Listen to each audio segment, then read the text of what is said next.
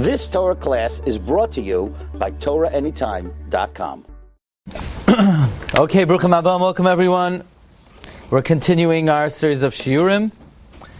Want to thank our generous sponsors. The shiur on Sefer Yikra is sponsored by Dr. Zakheim Umeshpachta, Leiloi Nishmas, Reb Shlomo Eliezer ben Harav Yaakov Zakheim, and Leiloi Nishmas, Dr. Zakheim's mother, Rivka Bas Tavi Halevi, Began Eden Tehei Menuchasam. They should be Militze Yisharm for their whole family. Ad Bias Goel Tzedek. Tonight's shiur is dedicated by Rabbi Yehuda Lebovitz as a zechus for the family of Yehuda Leib ben Shmuel Chaim. Hashem should bless their family with only Besuros Tovos and Bracha V'Atzlacha. Tonight's shiur is dedicated anonymously and also by my dear friend Reb Gavriel Kusayev in honor of the upcoming Yahrtzeit of Rabbi Meir Baal HaNes, which is tomorrow night. And that brings us to tonight's topic. But before we do that, we have some very exciting news. So first of all, right now, the next sefer that's on the queue, that's on the conveyor belt, is this sefer that maybe some of you are familiar with. Be'ezus Hashem will be coming out in English with art scroll for the upcoming Chanukah, Haba Aleinu L'Taiva, which is the other day which is observed as the Yahrtzeit of Rabbi Meir Baal HaNes. If anybody wants to participate, Tavay Aleichem Bracha. Okay, so let's talk about Yudalet Iyar. Yudalet Iyar, the 14th day of Iyar, which is also known as Pesach Sheini. We know Pesach Sheini if somebody was Tameh, or if somebody was in a faraway distance, was outside of Yerushalayim for the Carbon Pesach Rishon, then there is another opportunity, which is a very unusual option in the Torah. I mean, if somebody doesn't have the opportunity to sit in a sukkah, we don't say that on Tesvav Cheshvan, you leave your house and you go sit in a booth. Or if somebody didn't take a lulav and esrog, a month later you can't shake the daled minim, or you can't blow the shofar Rosh Chodesh Cheshvan. There's actually really no mitzvah in the Torah that if you miss it, we're going to create a new date, a makeup date, right? This is not this is not the New York Mets, where if they rain out, you get a double header the next day.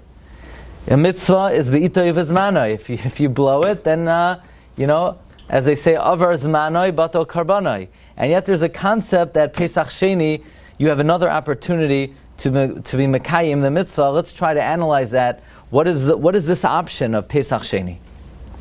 Now, there are many calendar dates that we have a tradition that a tzaddik was nifter on that date. Everybody knows Rav Moshe Feinstein passed away on Tainis Esther. There were a lot of people who were present. Many tzaddikim, we know exactly what date they passed away. Even tzaddikim going back to the times of the Chumash. I mean, we know Aaron HaKohen passed away Rosh Chodesh Av. The Torah says so. We know Moshe Rabbeinu passed away on Zayin Adar. But many of the Tanoim were not really familiar with when they passed away. Look, Rabbi Akiva, the Medrash says Rabbi Akiva passed away on Yom Kippurim. And there's a Tana by the name of Rebbi Meir, who's one of the more oft mentioned Tanoim in the Mishnah. Stam Mishnah Rebbi Meir, which requires a lot of analysis, because even though Stam Mishnah Rebbi Meir, but the Gemara in Eruvin says we never paskin like Rebbi Meir. So how could Stam Mishnah be Rebbi Meir if we don't paskin like him? But in any event, there is a tradition that Rabbi Meir's Yahrtzeit is tomorrow night, Yud Daled Iyar, Pesach Sheini. Now, what is that tradition based on? So actually, there's a sefer called Hilula de Tzadikaya. Hilula de Tzadikaya was written by Reb Ruvain Margolius, who was one of the great authors of the 20th century. He was a librarian, and I believe Rambam Library near Bnei Brak, and he wrote many, many svarim. He has a well-known Haggadah. His most well-known sefer is Margolius Hayam, Masechta Sanhedrin. And many people who don't know Rav Ruvain Margolius, they look at Margolius Hayam and they assume, this must have been written by a Gadol from 300, 400 years ago. And it was written within the last 100 years. It's an encyclopedic work on Masechta Sanhedrin. Rav Ruvain Margolius also had one of the largest collections of Gedolim pictures. There's only one picture he didn't have. He didn't have a picture of himself. Most people never have seen a picture of him, actually. Most people have seen his Sfarim, but they don't know what he looks like. It's not common to see a picture of Rebbi Meir Margolius. But in any event, he wrote a book called Hilula de Tzadikaya, and he writes that on Yud Daled Iyar, in the year 3881, is the Yahrtzeit of the Tana Rabbi Meir Baal HaNes. Tomorrow night is the Yahrtzeit of Rabbi Meir Baal HaNes. By the way, if anybody wants to join us, tomorrow night we're having a big Yoima de Hilula for Rabbi Meir in Congregation Shari Yamuna. A very big event. Everybody's cordially invited. But it's interesting that Rebbi Meir Margolius records the 14th of Iyar as the Yahrtzeit of Rabbi Meir Baal HaNes, because Rebbi Meir Margolius himself says it's not even clear that there was such a person, Rabbi Meir Baal HaNes, and that it's the same person as the Tana Rebbi Meir. In fact, Rebbi Meir Margolius says that this whole thing, the tzedakah of Rabbi Meir Baal HaNes, is actually a ta'as sofer. What happened was they had a tzedakah box that said Kupas Ramban, Reish Mem Beis Nun, and somebody mistook the streichel and the nun for a hey. So then they read it Reish Mem Beis Hey, and they said, who's Reish Mem Beis Hey? Must be Rabbi Meir Baal HaNes. Who's Rabbi Meir Baal HaNes? He's not mentioned in Mishnah, not mentioned in Shas. So Rebbi Meir Margolius himself says this whole concept of Rabbi Meir Baal HaNes sort of developed out of an error, but in any event, he does record tomorrow night, Yud Daled Iyar, is the Yahrtzeit of Rabbi Meir Baal HaNes. So now we're going to a feature, a Maramakim, we have never featured before. We're giving out these sheets for more than a decade, maybe 12, 13 years. We have never featured the Sefer Divrei Yitzchak. The Divrei Yitzchak are the tshuvas of Rabbi Yitzchak Kaduri. And they asked Rabbi Yitzchak Kaduri, the great Makubal, he says, is it true, do we know when the Yahrtzeit of Rabbi Meir Baal HaNes is? He says, we have no idea when Rabbi Meir Baal HaNes's Yahrtzeit is. There's no evidence, there's no record, there's no documentation, there's no early sources, there is no makar b'chalal when Rabbi Meir Baal HaNes passed away.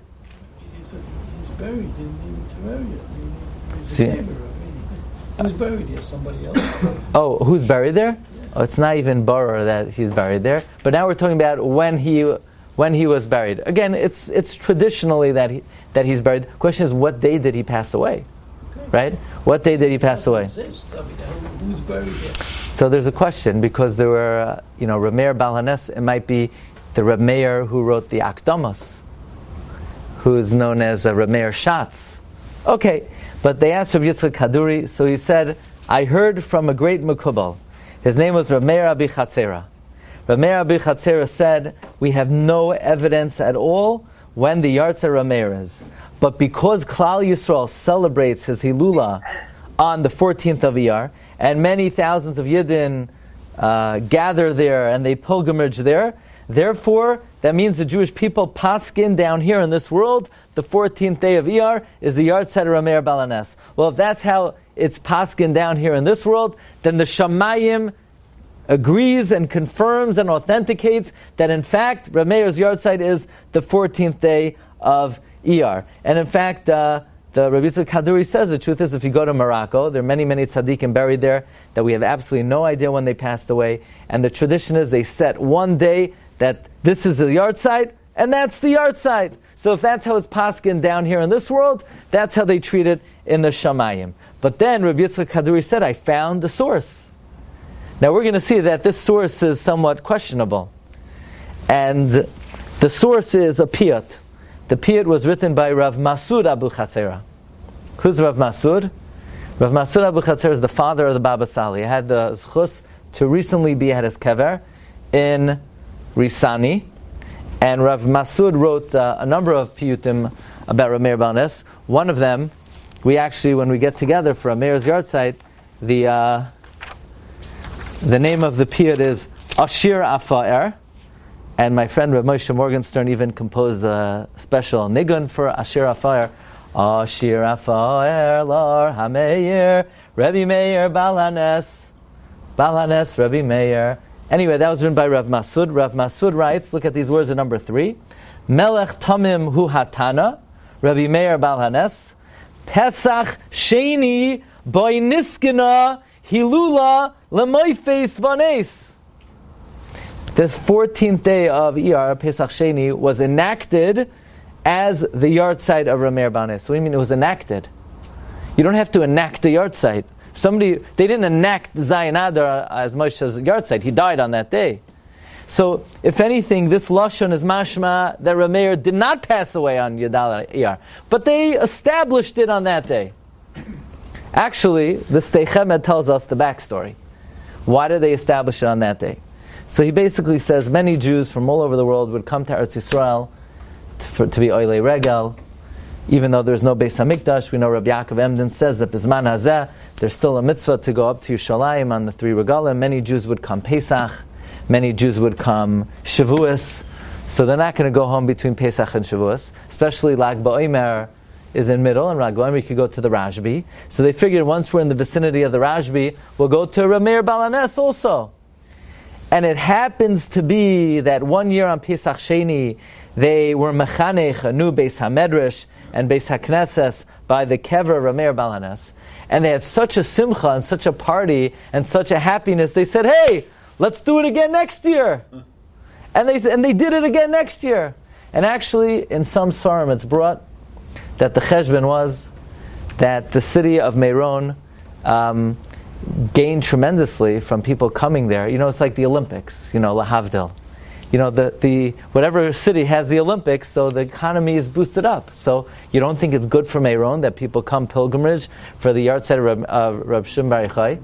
So nearby Tiberia said, we got to make something out of our giants, our luminaries. So they said, come on, everybody, come visit Reb Meir. So they're thinking, when should they come? They said, let's make a special Reb Meir day. So they were worried if they make a Reb Meir day, people will think it's a Yom Tif, and they're not going to say Tachnun, and Chas v'Shalom on a day that you're supposed to say Tachnun, not to say Tachnun. So you know what? We'll make it Pesach Sheini because you don't say Tachnun anyway. And that's basically the story of how it seems that Reb Meir's Yahrtzeit was celebrated and niskan, like Rav Masur Abu Chatzera says, on Pesach Sheini. But Marav Rabbi Sai, Dvarim Gedolim Einam B'Mikra. Great things are never coincidental. And if the Jewish people commemorate Rav Meir's Yahrtzeit on Pesach Sheini, there must be some deep and important connection between the Yahrtzeit of Rav Meir and Pesach Sheini. In other words, is it his Yahrtzeit? No, we don't really have evidence. Do we have a Masorah that it's his Yahrtzeit? It's hard to say that. By the way, it's interesting. If I could show you, there's actually a sefer called Sefer Meir Bas Ayin. Sefer Meir Bas Ayin was first printed in 1868. Again, whoever put it together did not write his name on it. So originally, we did not know who the author is. And the sefer said, this sefer was written, it's a collection of I have the sefer at home, all the teachings of Rabbi Meir in Mishnah, in Gemara, so that when you go to his kever, you could say it, you could learn it, and this way the lips of Rabbi Meir will move, and you'll awaken the tzaddik. In the year Taf Pei Reish Ches, which is 1928, the sefer was republished. There it says, this sefer was written, it's a collection of all the statements of Rabbi Meir and Shas.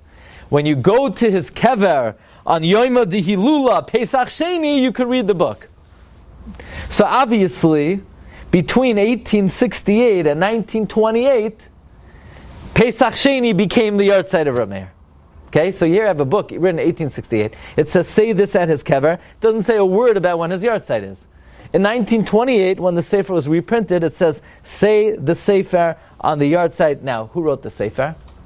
Rabbi Yaakov Hillel, in his collection on all the works of the Ben Ish Chai, proves the Ben Ish Chai himself wrote the Sefer Meir Bas Ayin, and in the original printing, it is not recorded that it's the Yahrtzeit of Rabbi Meir. But again, Klal Yisrael Einam Neviim, if we're not prophets, B'nai Neviim Ninu, we are the sons of prophets, and if we celebrate the Yahrtzeit on Yud Dalet Iyar, there must be some important and deep connection between the Tana Rabbi Meir Baal HaNes and Pesach Sheini. That's what we would like to investigate this evening.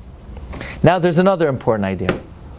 We know Jewish tradition, going back a very long time, is that we give tzedakah li'iloi nishmas Rabbi Meir Baal HaNes. Why do we give tzedakah li'iloi nishmas Rabbi Meir Baal HaNes? Especially if somebody has a sick person in the house, we give tzedakah li'iloi nishmas Rabbi Meir Baal HaNes. Why? So there's an idea of Reb Tzvi Hirsch of Ziddachayv, the Ziddachayver, which, by the way, the Munkacher brings. There's a tradition. If you can't go on Lag BaOmer, Azriel, are you going on Lag BaOmer to Meron? I forgot you're playing Monday night. But if you would go, there's a certain ruach, there's a certain flavor that you experience in Meron. If you can't make it, then there's another option. You go to Ziddachayv on the Yahrtzeit. There's Ziddachayver on Yud Aleph Tammuz. You also get a flavor of like being in Meron. The Ziddachayver says like this. Normally we hold Ein Chosheshin L'Miyuta. We're not concerned for a minority. The problem is, what's the halacha? If somebody is a goyses, someone's a goyses, they're deathly ill, the halacha is you're not allowed to touch them even, because by touching them they're the last remaining ounce of life they have may ebb away if you even go into contact with them. Reb Meir holds that we're choishesh for life. Reb Meir is choishesh for the miyat. Reb Meir shita is we're always choishesh for the miyat. So therefore, if somebody has a sick person in the house, you give tzedakah, b'schus Reb Meir, you're saying, Rebbeinu Shalom, I know the person is a chayla, and maybe al piroiv the person shouldn't survive. But in the merit of Reb Meir, who's concerned for the miyad, I'm giving tzedakah, and in that merit, the person should have a refuah shalema.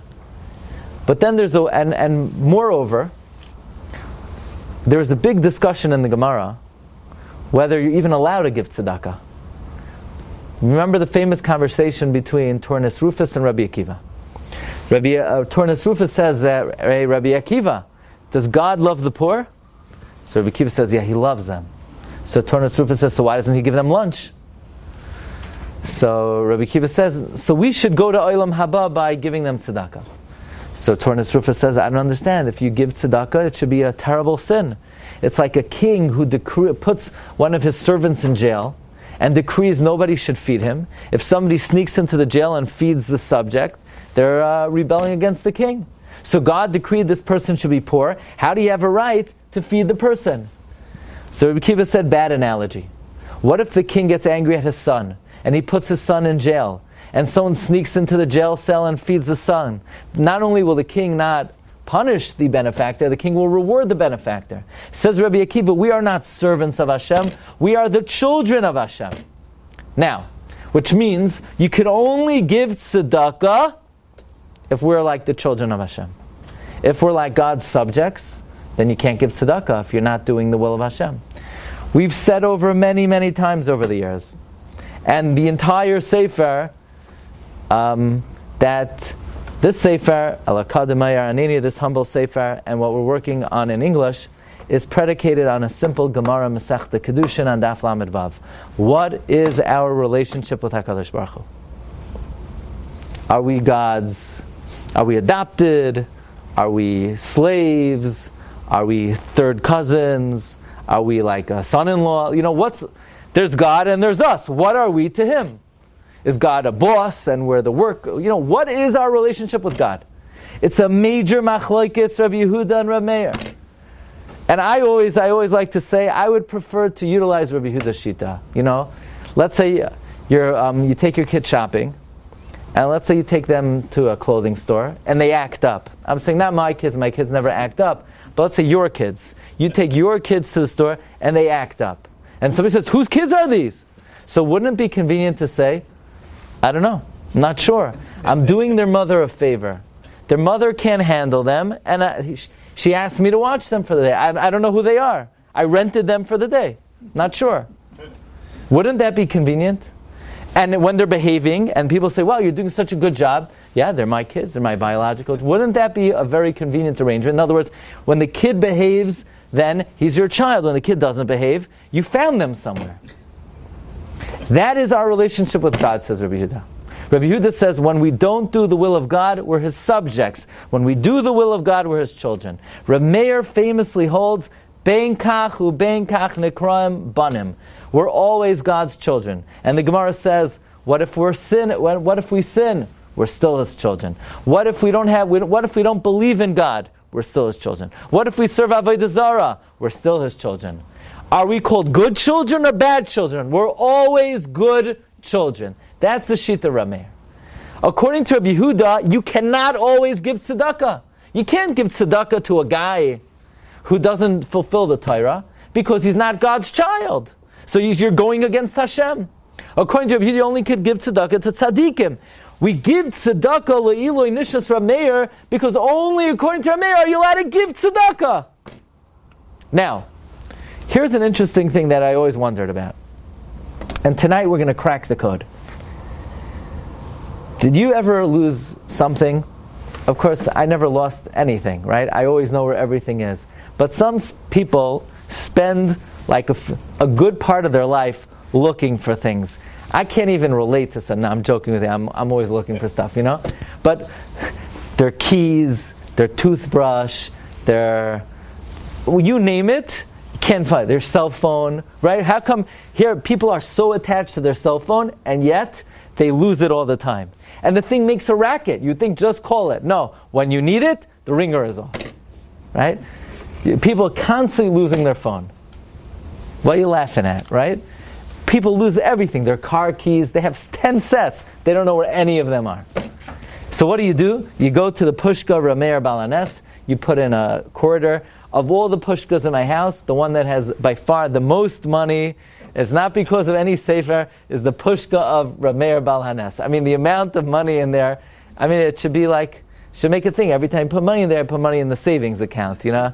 But you lost your toothbrush, you lost your a coin. Somebody once gave me, a few years ago, we were talking about Moses Montefiore. Yeah? You remember we had a series of, so somebody from England presented me with an ancient coin with Moses Montefiore. I had it on my desk in a case. I opened it up one day. No, not there. Not there. So okay, so sometimes somebody comes to clean the house. I showed a picture. I had a picture. I showed, no, I never saw it. Don't know. Yeah, and then one day it just appeared again, right? So anyway. So what do? You give money to Ilay Nishmas Rabbi Meir Baal HaNes, and you say, I found it, yeah. I found it. It works every time. The pushka works every time. I'm not a segula guy, I don't believe in segulas, and I realize this thing works very quickly. Anyway, you lose something, you say, Alakad Meir Anini, Alakad Meir Anini, B'schus Hatzdaka Shani Nidoiv Le'iloi Nishmas Rabbi Meir Baal HaNes Chus HaYagin Aleinu She'emtza Es Ha'aveda She'avadati. Right, and then you say, Amar Rabbi Binyamin, Hakol B'cheska Sumin, Ad She'akadosh Baruch Hu Meir Seinea Min Hacha Vayivkach Aleihim Seinea V'Ateras Hachemes. Okay, I have a question. I mean, does this not sound absurd to you? The guy lost his toothbrush. What's he bothering Rebbi Meir for his toothbrush? Imagine a guy lost, his glasses. Hey, Rabbi Gamliel! Hey, you want to help Rabbi Gamliel? Elakad Rabbi Gamliel Aneni Elakad Rabbi. I mean, what's Rebbi Meir got to do with my toothbrush? The guy lost a pair of socks. He has his favorite pair of socks that his aunt gave him for Hanukkah when he was 7 years old. He doesn't know what happened to it, right? He doesn't know it got in the washing machine. There's a special hole that the socks disappear in the hole, and he couldn't find the opening. So what's Oh, you're bothering Rebbi Meir because you lost your pair of socks? What's Rebbi Meir got to do with a lost object? I understand Rebbi Meir was a big tzaddik. Rebbi Meir was a great Tana. According to Rebbi Meir, we're always Hashem's beloved children. But what does your dumb lost object got to do with Rebbi Meir? Why are we bothering Rebbi Meir? I mean, we're not davening to him. You're sending him on a wild goose chase to find Rebbi Meir is going to come. Who's there? It's Rebbi Meir here. Came to find your toothbrush, you know? Why are we invoking Rebbi Meir? So perhaps we could suggest the following idea. And this actually, I think, hit me many years ago in the holy city of Tiberia. We were visiting Rebbi Meir, and I think this is a very beautiful idea. The Zohar HaKadosh teaches us that the physical world is a reflection of the spiritual world. There's a spiritual world on high, and then it's a world of ruach, of ruchnius, and then it materializes and concretizes into this physical world. Rebbi Meir holds that in the spiritual world, nothing is lost. Nobody is lost. You can have someone who is not observant. He's not keeping mitzvahs. He's not keeping Shabbos. He's an oved avodah zarah. Is he lost? Is he cut off from Hashem?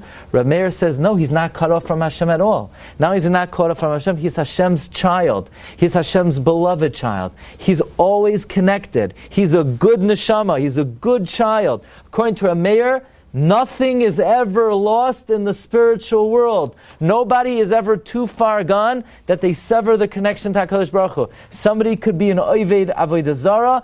He doesn't believe in HaKadosh Baruch Hu, and Rebbi Meir says, Hashem says, he's a good child. Doesn't mean he won't be punished. Doesn't mean there won't be repercussions. It doesn't mean there won't be consequences. But in terms of relationship, the relationship is immutable, according to Rebbi Meir. Well, if in the world, in the spiritual world, nobody is lost and nothing is hopeless, and there's no yush, then in the physical world, nothing is lost. And your toothbrush, you don't know where it is, but it's not lost. You're not cut off from your toothbrush, and you're not cut off from your pair of socks, and your car keys are somewhere. Even though you dropped it on the bottom of the Atlantic Ocean, and your glasses fell on the bottom of the Pacific Ocean, and a shark ate it up.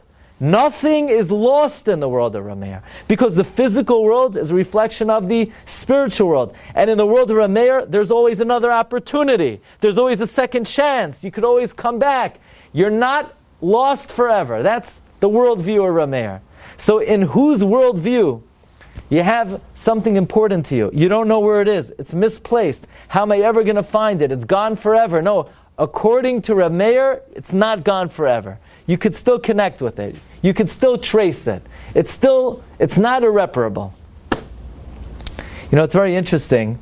In a number of places in Chazal, we find that Rebbi Meir had a Sefer Torah, and his Sefer Torah, things were spelled differently than in our Sefer Torah. We actually have a shiur on that subject. One such example was that we know that originally, actually after the sin of Adam Harishon, God made Adam and Eve clothing, kasnois are, garments of leather. Yeah? What he was wearing? I don't know. He's wearing a leather jacket. He was wearing garments of leather, kasnois are. Originally, what was Adam Harishon wearing? So originally, before the sin, Adam Harishon's soul was so powerful that it exuded light from his skin, so he was wearing garments of light, kasnois are with an aleph. Before the sin, he was wearing garments of light. After the sin, he was wearing garments of leather.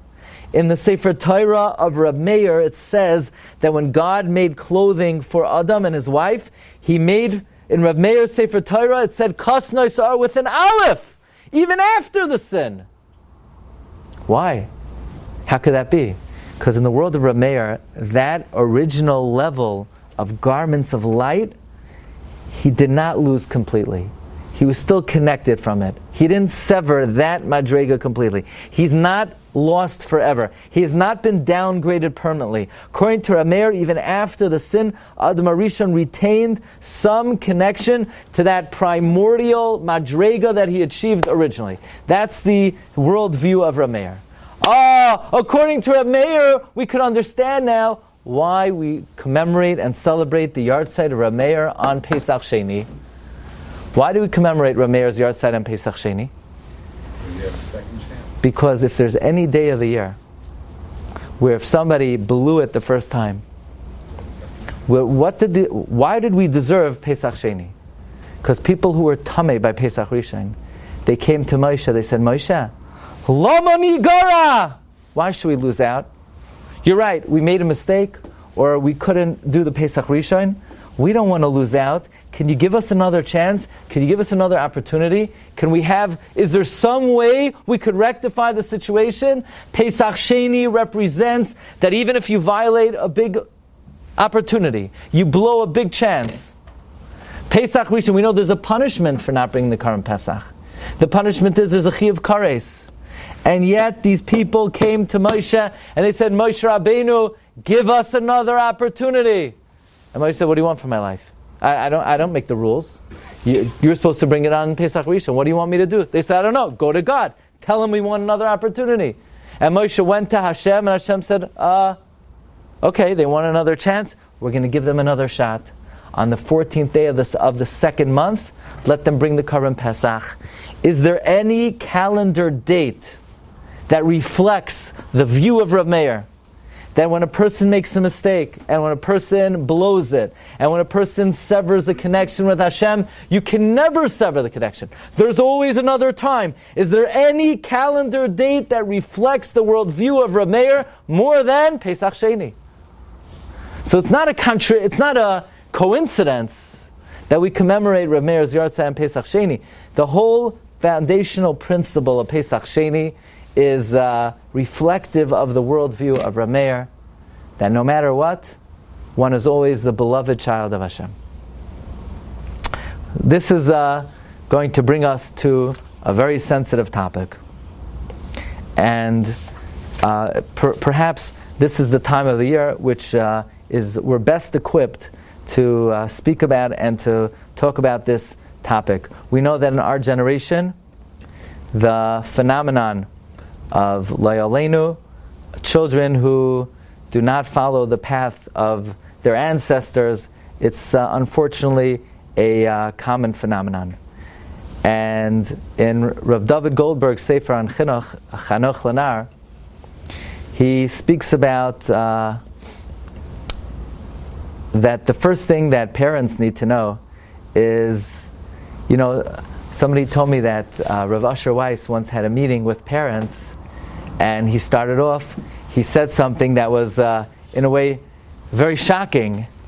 And, the last thing the parents want to hear is that it's their fault. They didn't do a good enough job. There's more they could have done. So usually there's an expression, the apple doesn't fall far from the tree. That's not something that any parent wants to hear when they're going through a predicament like this. But then Rav Asher Weiss says that's true when you live in San Diego, when you live in a 75-degree climate with no wind, the apple doesn't fall far from the tree. But when there's a hurricane and there's a tornado, so then the apple sometimes flies very far away from the tree. And that's the climate we live in today. The winds of the world, the ideologies of our society are such a hurricane, such a storm. The storm winds today are so powerful that even though the apple developed on the tree and the branch was holding very tight onto that apple, but the winds that are blowing are almost impossible to resist. But Rav David Goldberg writes that this is not a new phenomenon. We like to think about, for some reason it makes people feel good to say, for the last 2,000 years of Jewish history, parents raised children and they always stayed on the straight and narrow, and then in the 21st century there's a new phenomenon. That's what we call revisionist history. This has been a phenomenon throughout Jewish history. If anything, we've had it in the past history. It was much more acute, whether in the times of the Tzedakah or the times of Baitusim, and even before World War II. You could look in the writings of the Chafetz Chaim. The Chafetz Chaim says that before the war, Ein bayis asher ein sham meis. Chafetz Chaim writes that in his times, there was no family in Russia and Lithuania that was unaffected by the Haskalah. There was not a family. Chafetz Chaim writes about the young generation before the war. He said, you go to shuls, there were no young people there.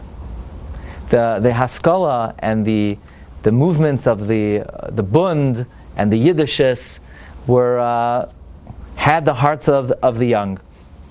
So this is not a new phenomenon, and a parent has to realize that it's not a reflection, or not necessarily a reflection on their upbringing and their parenting. And what we're going to learn is that there are cheshbonos from Shamayim, why HaKadosh Baruch Hu sends certain neshamas to certain families, and it's not that the parents did not do an admirable job in bringing up the child. just the opposite. Sometimes Rav David Goldberg quotes really a remarkable Maramakim. The Maramakim is called Seder Hayom. Seder Hayom is, the author of Seder Hayom was Rav Moshe ben Machir. Rav Moshe ben Machir, actually I was in the north of Eretz Yisrael. I guess this was a year and a half ago. And we were driving, and somebody pointed out to me, well, who's Rav Moshe ben Machir? I said, what, Rav Moshe ben Machir? And sure enough, I turned around, and said the kever of Moshe ben Machir. And I said, stop the bus!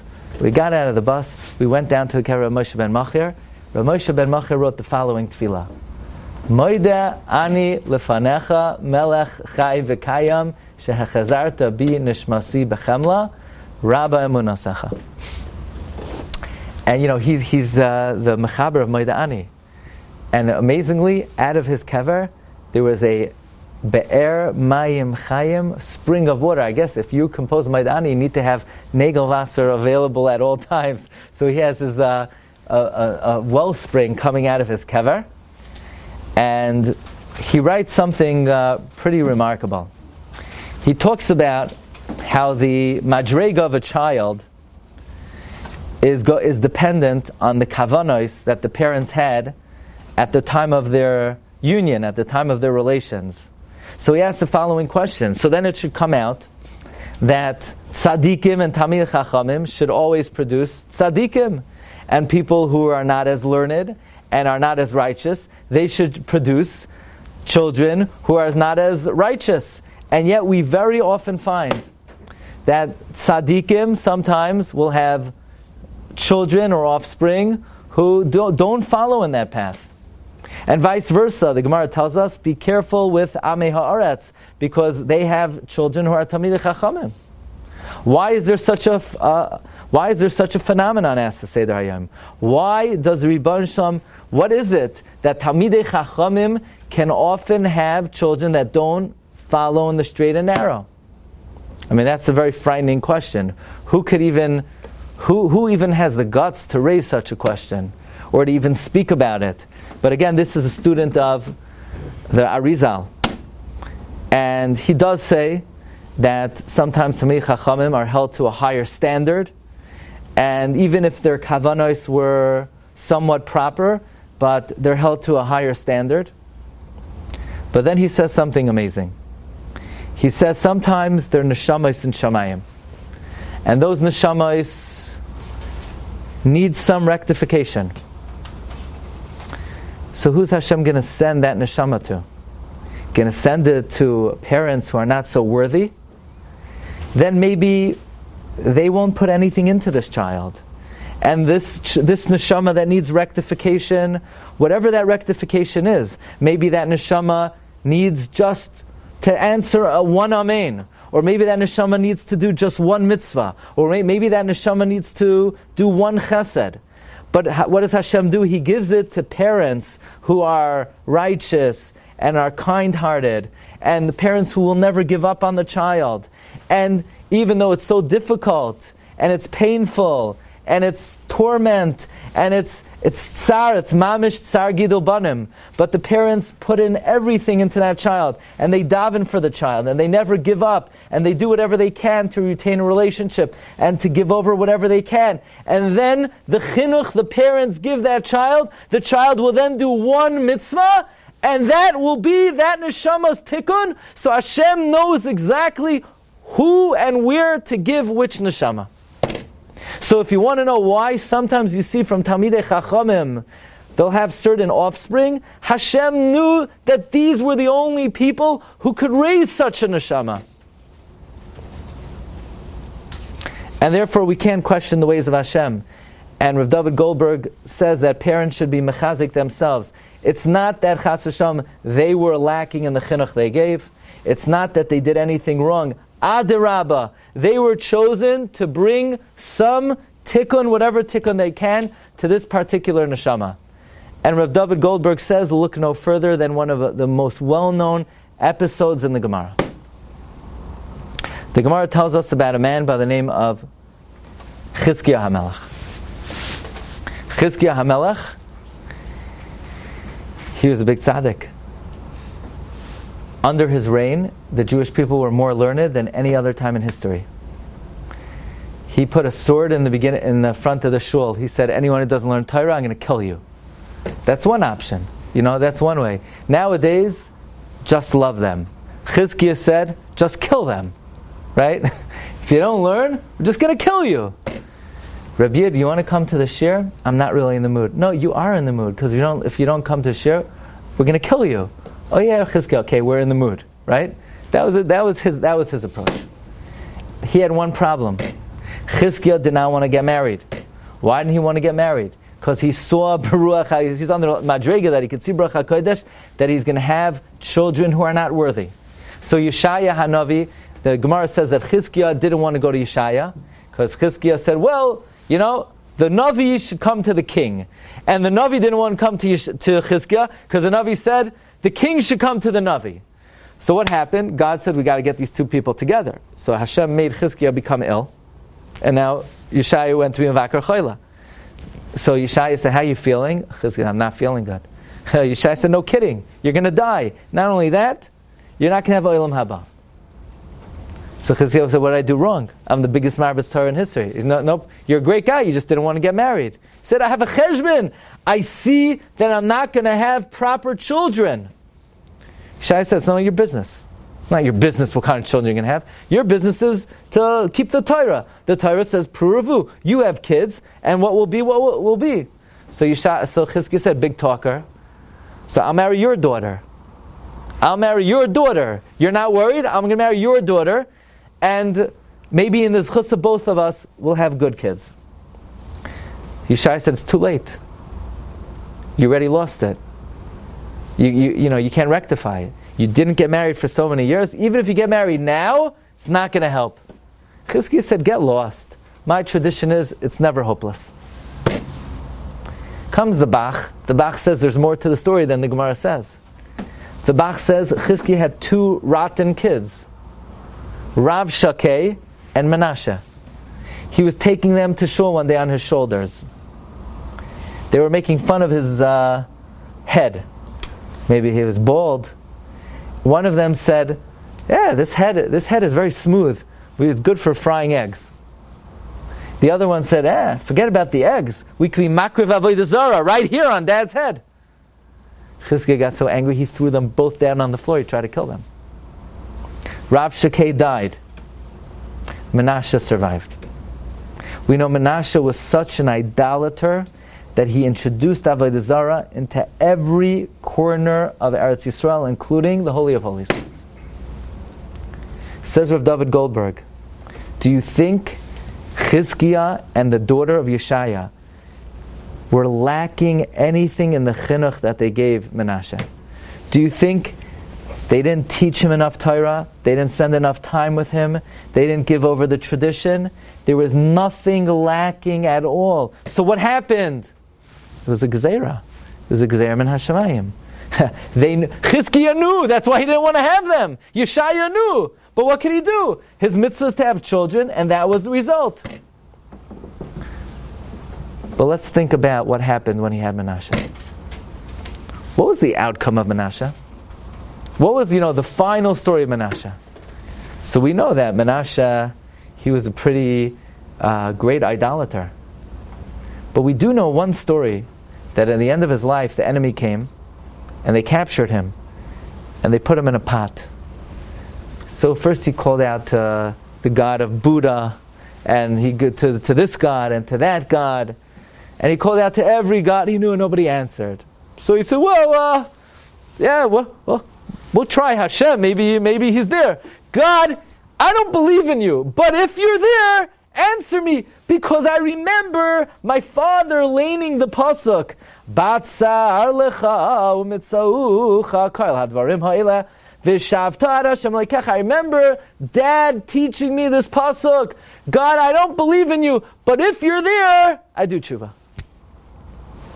So the angels were going crazy because they saw God was about to accept the tshuva. So they started closing all the windows of heaven, because that's a tshuva? I don't believe in you, but if you're there, that's not a tshuva, it's an embarrassment. But God was willing to accept it. So the angels were going around closing all the windows and all the gates, and the Jew was trying to go in through the peepholes, so they were stuffing it up with shmatas. And the Gemara, the Yerushalmi says in Sanhedrin, Parak Yud Halacha Beis, that Hashem dug a special tunnel under the Kisei HaKavod to accept the tshuva of Menashe. Friends, why did Menashe do tshuva?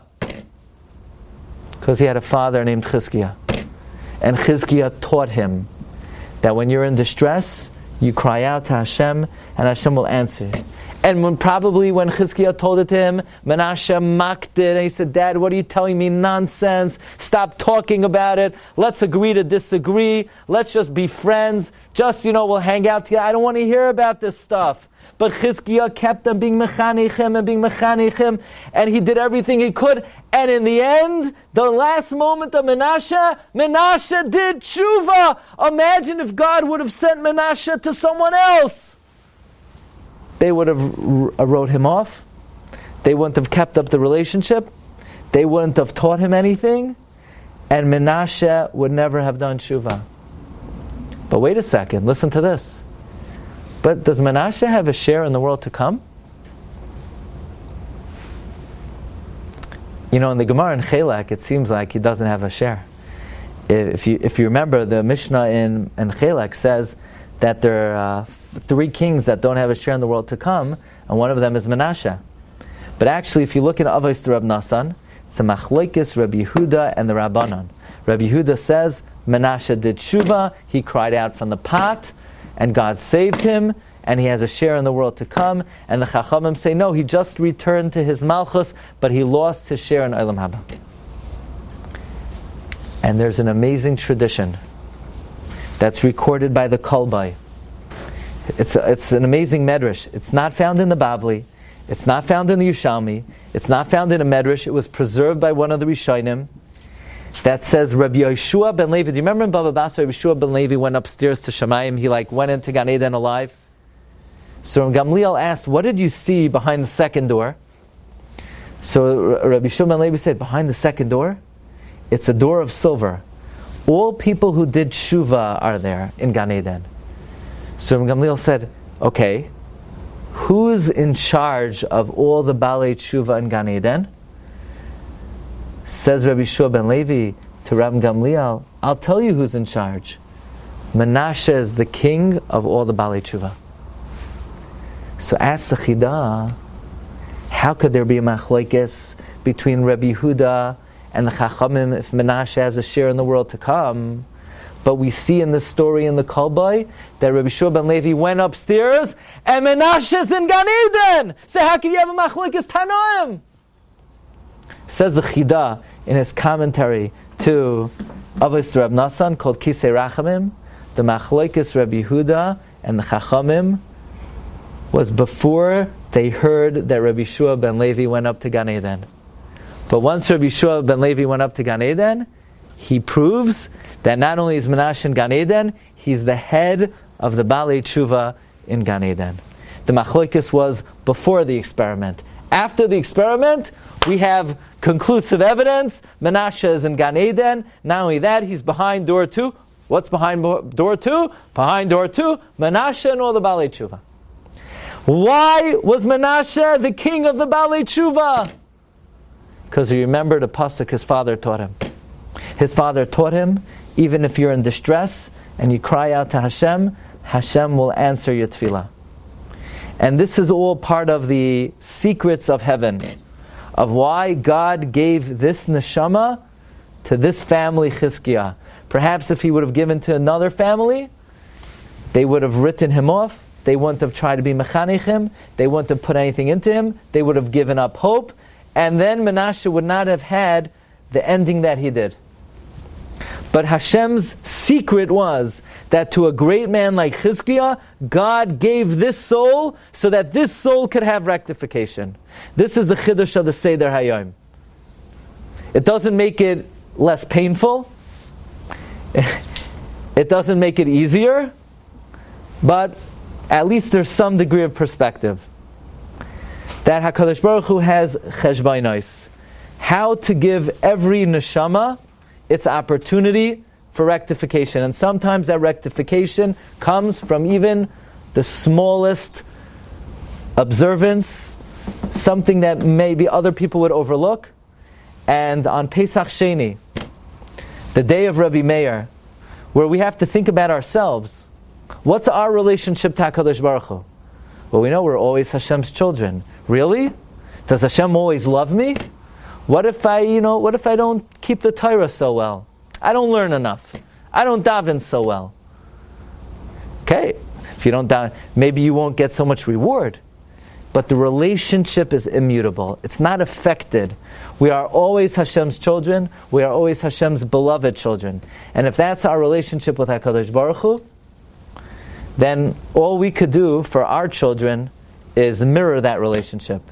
Then all the children HaKadosh Baruch Hu gave us, whether Chacham, Rasha, Tam, She'enei Yadei Lishal, like we said, the Baal Haggadah says, Echad Rasha, Echad Chacham.